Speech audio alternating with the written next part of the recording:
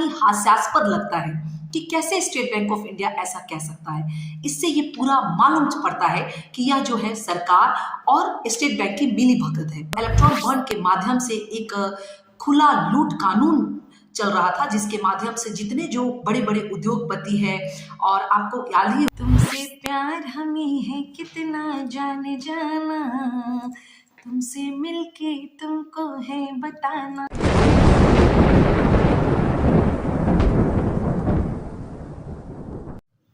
नमस्कार, मैं आरती राय आप सबका स्वागत करती हूं आपके अपने होस्ट और दोस्त आफ्ताब परवेज के इस यूट्यूब चैनल माय डियर जिंदगी में। आप सब मेरा परिचय जानते होंगे। मैं भारतीय राष्ट्रीय महिला कांग्रेस की कार्यकर्ता हूं। इसी संदर्भ में मैं अपनी पार्टी से जुड़ी कुछ बातें आप सबके समक्ष रखती हूं।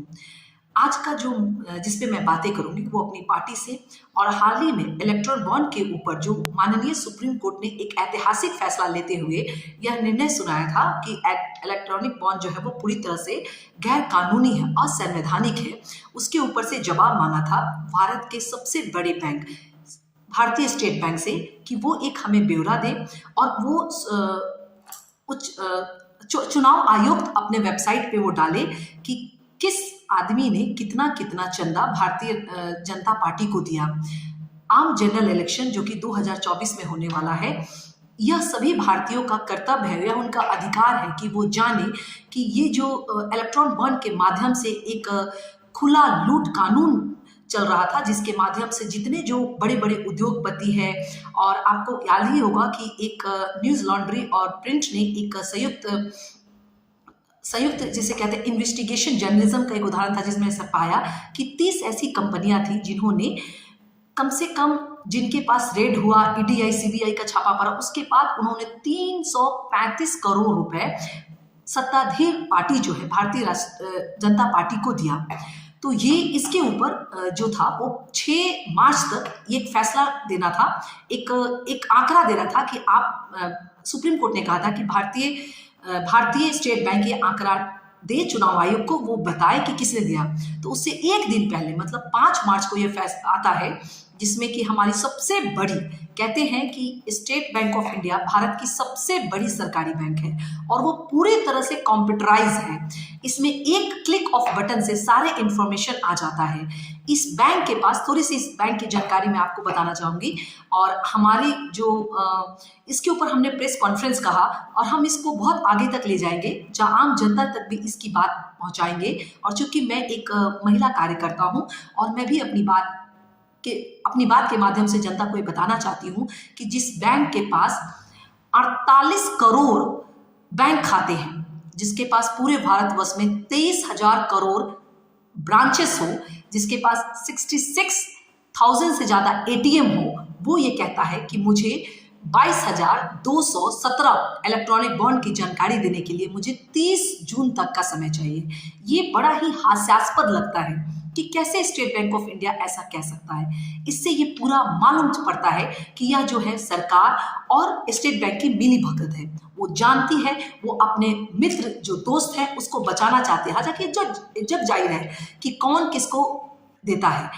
अभी आप जानते होंगे कि जो चंदा देता है भारतीय जनता पार्टी को, उसके लिए सरकार अपनी योजनाएं ऐसी बनाती है जिससे उनको फायदा हो। वरना सोचिए, इस समय में जो सबसे बड़ा एक समय था जब देश के सबसे, अभी जो दूसरे नंबर पर विश्व के उद्योगपति गौतम अडानी थे, वो 2014 तक पूरे विश्व में 609 स्थान पे थे, और आज मतलब 10 साल बाद ऐसा क्या उनको एक्यूम आता है व्यापार में कि वो दूसरे नंबर पे आ जाता है। ये कुछ और नहीं, ये सरकार की मिली भगत।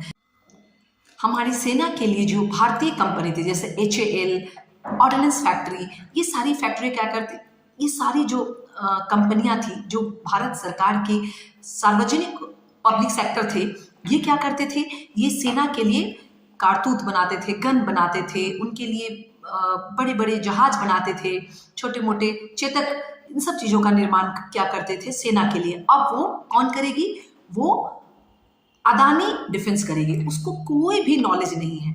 आप जानते हैं ना, एक रफाल के लिए अनिल अंबानी का समझौता हुआ, पूरी तरह से आज कहाँ पड़े हुए अनिल अंबानी कोई नहीं जानता है।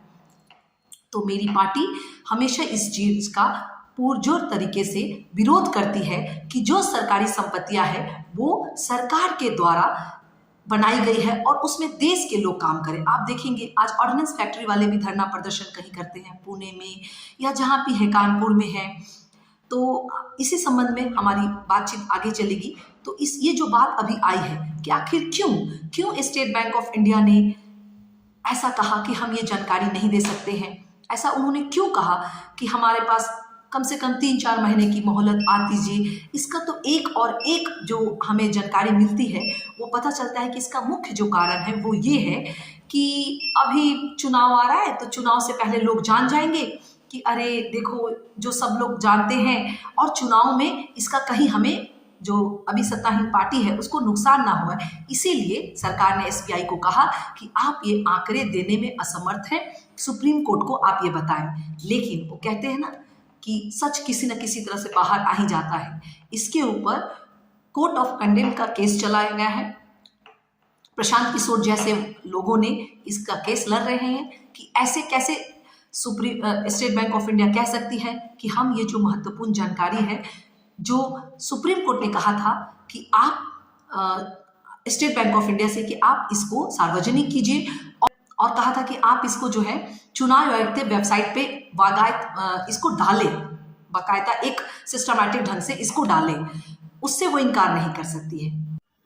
तो मैं आप सबसे कहना चाहती हूँ कि अभी जो मेन मुद्दा चल रहा है उस बेरोजगारी का, तो मैं अपने अगले वीडियो में इस पे बात करूँगी कि क्या क्या हमारे पार्टी ने युवाओं के सामने एक खांचा रखा है जिस पे युवा अपना विचार विमर्श करके अपने मत का प्रयोग कर सकते हैं।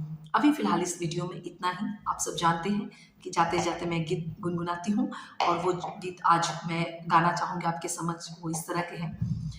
जब कोई बात बिगड़ जाए, जब कोई मुश्किल पड़ जाए, तुम देना साथ मेरा ओ हमनवा।